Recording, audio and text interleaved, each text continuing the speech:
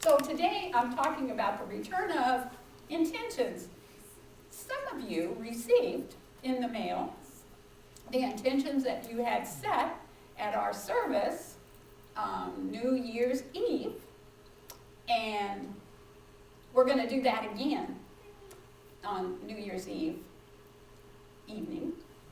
So let me ask you this. Those of you that received your intentions, were you surprised at how many of those intentions were fulfilled? Yes. Right? So that's so amazing to me. You write out your intentions, you put them in the box, and when you get them back, it's like, really? I'd forgotten that I had said that that's what I was going to do. Those were the intentions that I had. And they easily and effortlessly were completed. Did you have that experience? It's just amazing, isn't it? So Carlos Castaneda said this, and I want to share it with you. In the universe, there is an immeasurable, indescribable force, which shamans call intent, and absolutely everything that exists in the entire cosmos is attached to intent by a connecting link. So in other words, everything that happens begins with an intention.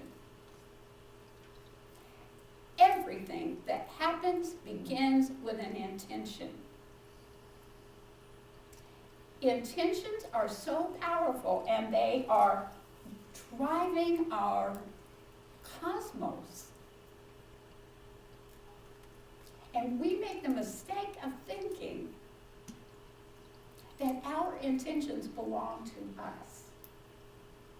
But in fact, our intentions are intended. Our intentions are intended. There is something within each intention that the universe is wanting to express. And we're the vehicles. It is not that we choose our intentions, it is that our intentions choose us. Isn't that amazing? So Wayne Dyer says this: by banishing doubt and trusting your intuitive feelings, you clear a space for the power of intention to flow through. So when you allow yourself to vocalize, to recognize, to identify an intention, you're clearing a space for the power of the universe to work through you. I want to tell you about Jim Carrey. Now, two things about Jim Carrey is that he reminds me of my youngest son, Rafe. So I have a real affinity for him.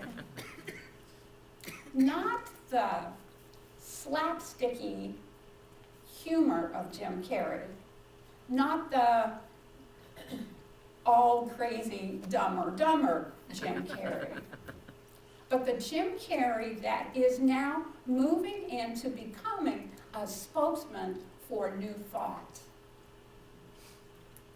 That Jim Carrey is the one that I identify with. And so he was on EckhartTolle.com with speaking to a group of people that were somehow affiliated with Oprah Winfrey. And I don't know what the occasion of the talk was, but there's several opportunities to hear Jim Carrey talk about New Thought. And he said this about intentions. He said that when he was growing up, he was like two people. One person was the Jim Carrey of the Dumber and Dumbest, the one that was entertaining, that was out there. And he was doing that because his mother was so unwell. She had arthritis and phlebitis. She was deeply depressed. And as a very young little boy, he desperately wanted to make her laugh. That was his intention, to make her laugh so that she could feel better. And the other life that he led was as a little kid going into his room with a yellow legal pad, trying to figure out what it was all about. Trying to figure out why we are here, what's the purpose, as a little kid.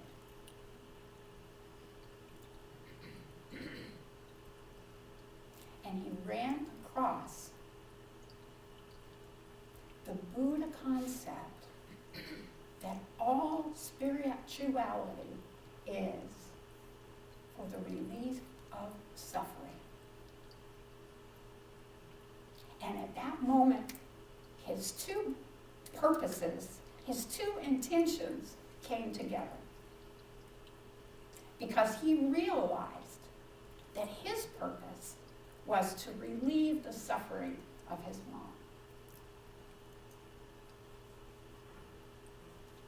That was his intention. And he said that he wanted his mom to know, now this is what he wanted his mom to know that her life was worthwhile because she had given birth to someone who was worthwhile.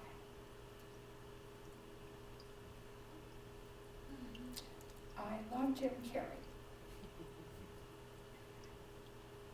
So in this talk then, he said to the woman who would be sitting about where Mike is sitting, and he said to her, "Do you get it?" So, Mike, do you get it? That you have had an intention and you called us all here. Your intention, like it is Peter's intention, like it's Kathy's intention, that we all came together. And he said, when he goes to a baseball game, people say to him, "Didn't you like that play? Wasn't that an exciting play?" And he said, "Yeah, because I'm the play, and I'm the players, and I'm the baseball, and I'm the stadium, and I'm the hot dog seller, and I'm the crack seller on the corner. It's all me." And so, Mike, Peter, Kathy, all of us, it's all us. We're it. We are the intenders, and we are the intention. When we set an intention, it is intended. We're it. We're all of us. We can't be separated. And so, when we talk about setting our intentions,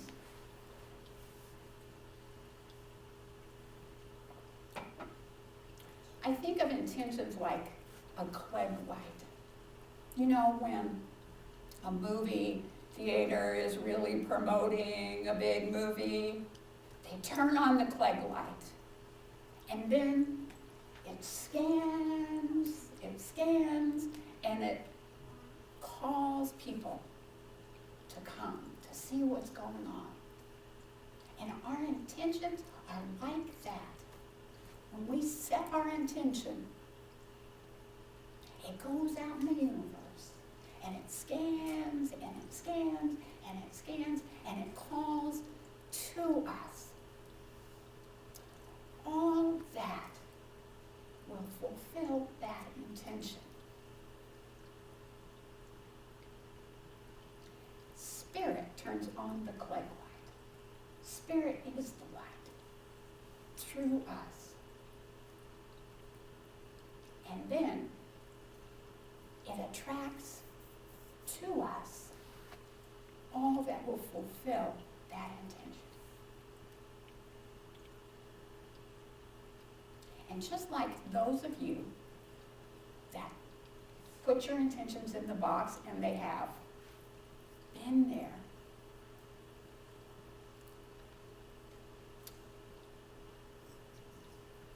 mulching, stirring for almost a year now,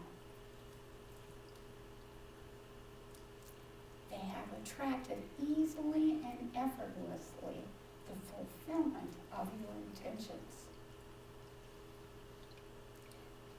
I would suspect that there was very little effort that you put into fulfilling those intentions because they've been in the box. But easily and effortlessly, because they are intended by the universe, they were fulfilled. So we don't need to think that when we set an intention that we've got to struggle, that we got to work hard, that we got to make it happen. All of that struggle, all of that working hard to make it happen actually causes a lot of tension around it. It blocks the easy flow of the universe being willing to collect and gather up what needs to happen.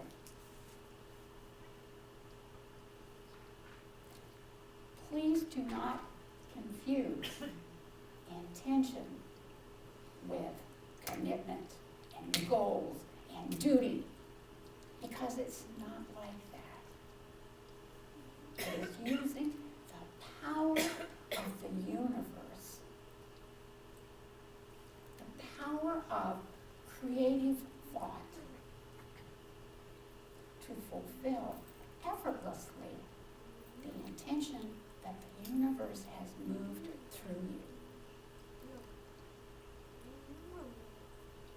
So there's 3 things that we need to know about setting an intention. The first is to just allow yourself to be in that quiet space, that open place. It can happen often in meditation, or when you're out wandering in the woods. For me, often it happens first thing when I awaken. I'll awaken with a thought, and that's it. The other morning, I awaken with, literally, something knocking on the top of my head. And it wasn't the dogs.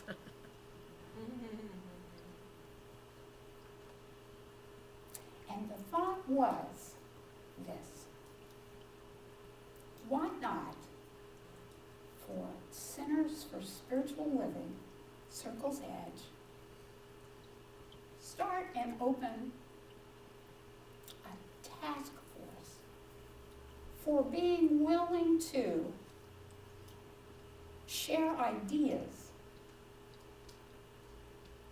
share thoughts, share intentions for the center itself.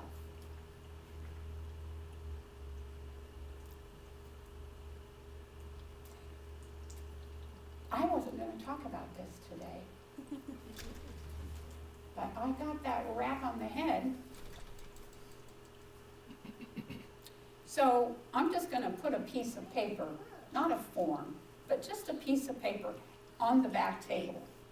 And if you would like to become part of that task force, to come together and share intentions for Circle's Edge, for its vitality, for its vigor, for its growth, for its purpose, sign up and let me know. And then we'll get started right after the first of the year. So we'll fill out an intention form for Circle's Edge. Because the divine has switched on the keg light for Circle's Edge now. It's time for us to allow the light to call forth and create and call to us those who share our intentions and those who share our ideas. So if you would like to be part of that light, that Clegg light of inspiration, that Clegg light of opportunity, there'll be a piece of paper back there. I invite you to sign up. Share your ideas. Share your intention for Circle's Edge.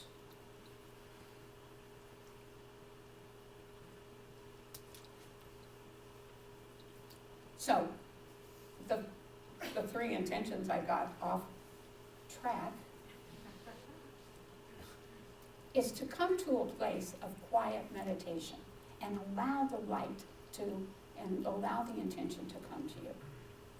And that's where I went awry, because when I wake up in the morning, that's often where I get the intentions to hold.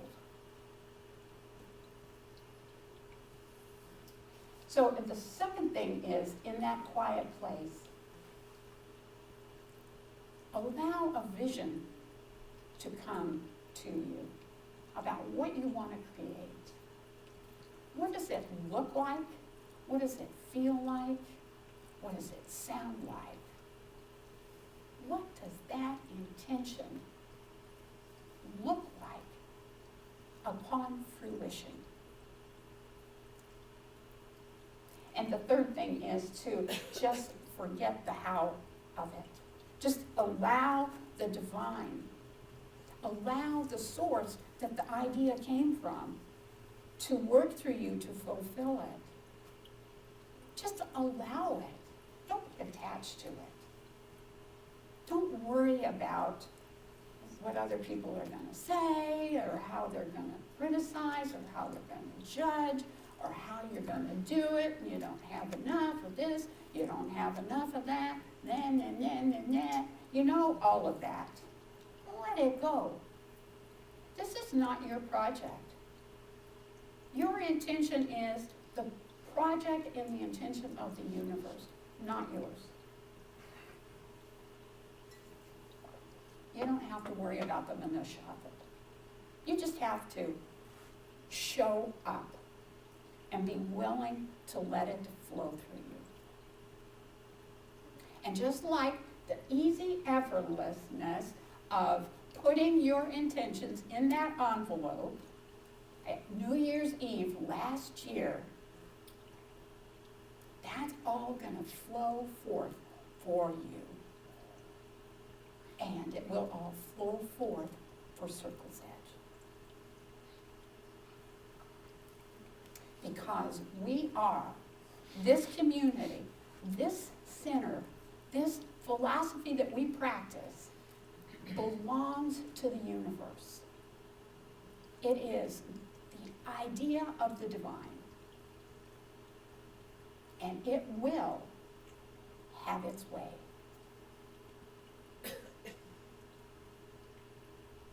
It will have its way in your life for every intention that you have set, because it universe intends your intention. The universe intends your intention. And when you declare it, when you acknowledge it, when you write it down, all of the Klieg lights in the universe go on to bring it to you, to bring it through you, to express perfectly through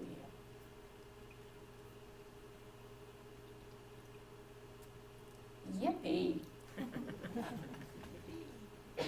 E. So, you know, I love you all.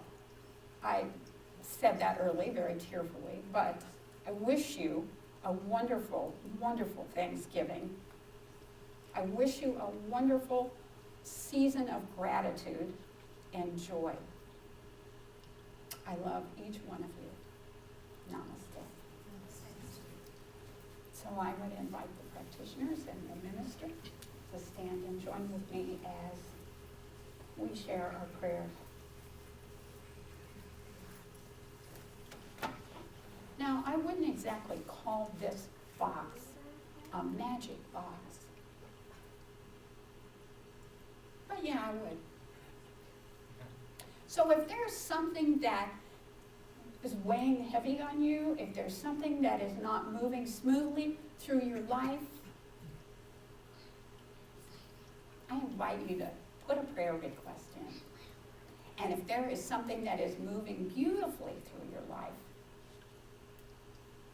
acknowledge that and let it grow and expand for you. So use this magic box that we call a prayer box. Join with me. As I turn within, as I allow myself to be so grateful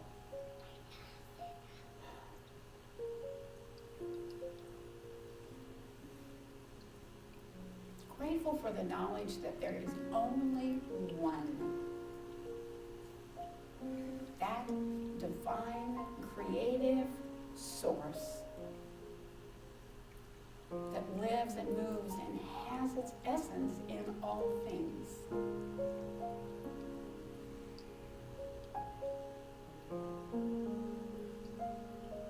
I acknowledge that while I'm not all of it, all I am is it. All I am is that creative, divine, loving power. No matter what name it goes by.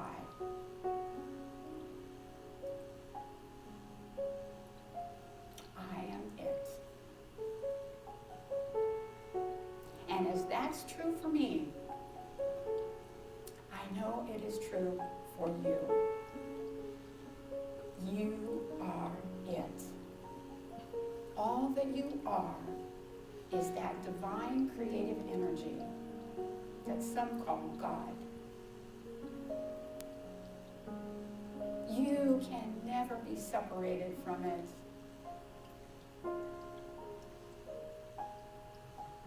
You can never be alone, deserted.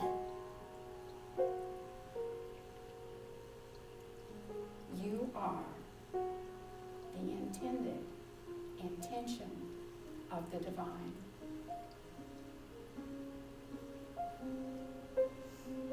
And so I absolutely claim and know that each task, each dream, each calling that you are aware of is the dream and the intention and the goal and the calling of that one divine one. And you are supported beyond imagination.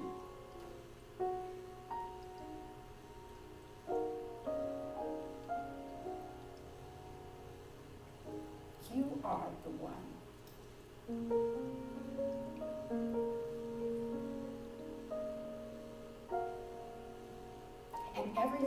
dream of, everything you long for, everything you give and share is the action of the intent of the universe. How thrilling is that? How exciting, how freeing,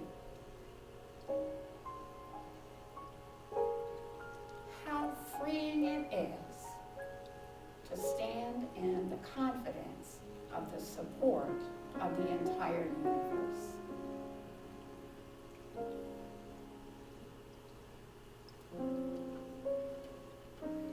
You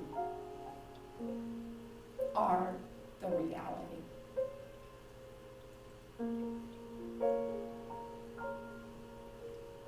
It cannot be otherwise. And so I celebrate right now this moment in deep gratitude, all of the good that is yours by divine right.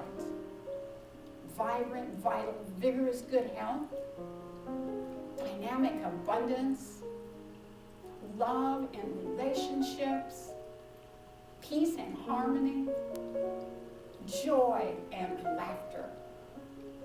I celebrate that all for each one of us, knowing that that is the intention of the universe. And so I say, thank you. Thank you for the way that it's set up. Thank you for the law that takes my word and creates it just like I've spoken it, like I've felt it, like I've seen it. Thank you. Thank you. So I invite you to join with me in that deep, rich gratitude for the way it all works in perfection and in harmony by declaring it done with me and by saying, and so it is.